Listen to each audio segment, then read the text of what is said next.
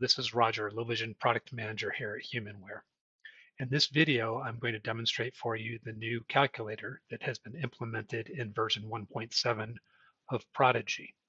So as you can see, I'm presently in the main interface of Prodigi Carousel, and I'm on the page that has the magnifier.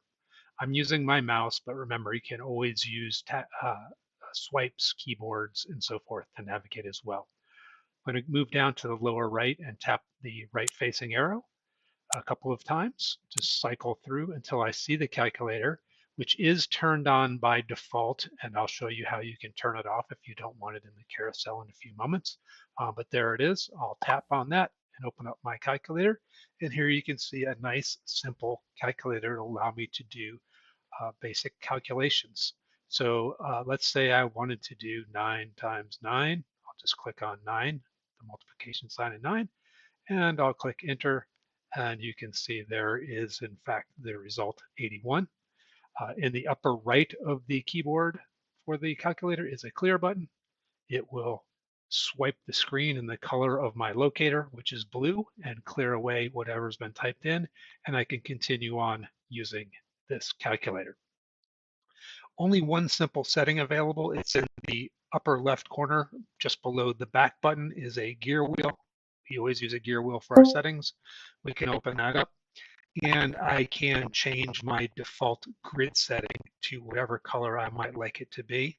I'll switch to a lime green down here, and in the upper left, I'll tap the back button twice, and I'll return, and you'll see that I now have a bright green grid around my calculator.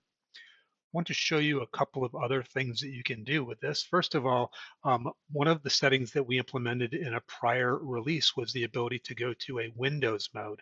So I'm going to click on Alternate W to implement the Windows mode. Notice in the upper right corner that my Windows controller has come in. And I'm doing this to show you that in this mode, you can quickly jump between different applications. So down in my taskbar, I see my magnifier is live over here. So I'll click there. And what I'm showing here is a nice note from my daughter. It says, "Dear Dad, the cost of the wedding reception hall is $10,000. They will give us 15 months to pay in advance. Thank you for taking care of this expense for us. Love, Tori and Mark." And of course, I could capture this and have it read back. I read it just fine there. I could use my AI tool to say, what does this mean? But in this case, what I'm going to do is quickly go back to my taskbar, click on my calculator, and I'm going to do the calculation 10,000 divided by 15 to find out how much this is going to cost me each month. And you can see the math there. It is not a great number, 666.66, so $660, $66.66 per month for 15 months, and I can pay off the reception hall for my daughter's wedding. So I wanted to demonstrate that for you just to show you a quick use case for how you can quickly and easily move between calculator and other applications. Now, another thing that I wanted to show you, and again in Windows mode, I can quickly click on the Prodigi symbol and return back out to my carousel. I wanted to show you some settings that you can adjust that will affect the calculator. So I'm going to use the bottom right arrow here to navigate forward to the settings, and I will go into settings and go into my user interface. And what I was going to show you here, you've already seen my locator color, the blue was showing, so that does follow me along. But what I wanted to show you was in colors. If I were to change my interface colors to say white on black, and then go back to my calculator, and instead of going back to using the back button and going back to the carousel, I'm going to again navigate down to my taskbar and just click on my calculator icon down there. So you can see that my colors have been inverted here, and now all of the digits in the calculator as well as the functions and so forth are in white, and the background is in black. So those contrast colors that you may have set will follow you into the calculator. The other thing that I wanted to show you, and again, I'm going to cheat here because I'm in Windows mode, and I'm going to click on my Prodigi application and return back to my settings, is to click the back button here twice. Oh, just once, I'm sorry. And at the top of the list, there is interface. There's interface options to adjust. So let's click on that. And here, what you will see is the second item is applications. And what this tool is the applications that will show in your carousel.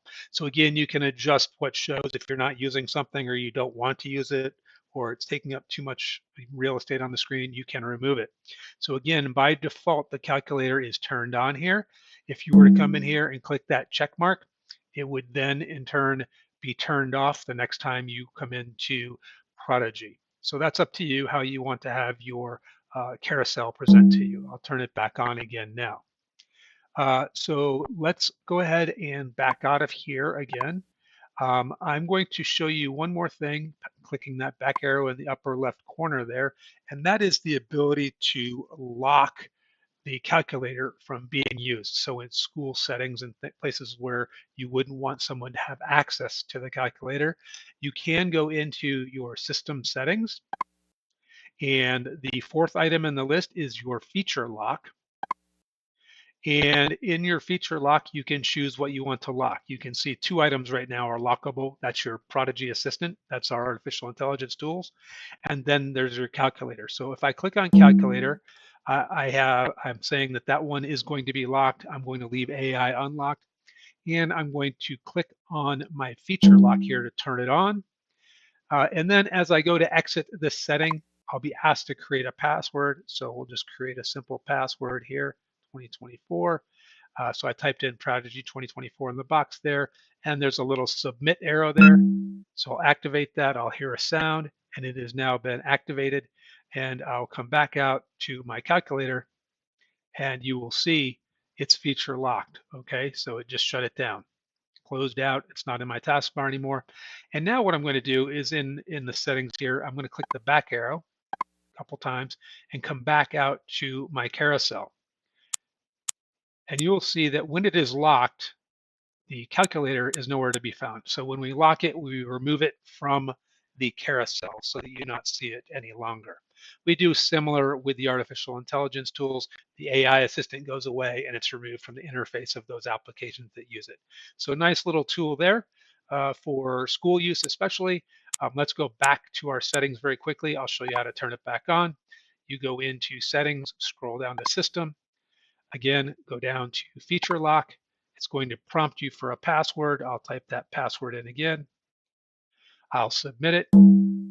And I will go in and turn my feature lock off and make sure that calculator is unlocked. And now we will back out of here. And we will go back to our carousel again. And you'll see your calculator is now alive and ready to go again here. So we'll just turn that on so you can see the interface.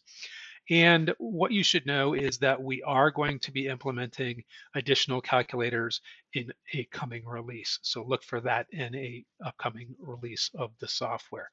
So that's a brief review of the standard calculator and some of the settings that surround it, as well as how you might want to implement it into your daily routine when you're using Prodigy. Thanks for viewing this video. As always, if you have any ideas for how we can improve, go to the help application and you'll see a feedback link there. It's the only way that we can continue to improve on the existing functionalities as well as add new features that will help you day to day in your use of Prodigy. Thanks again.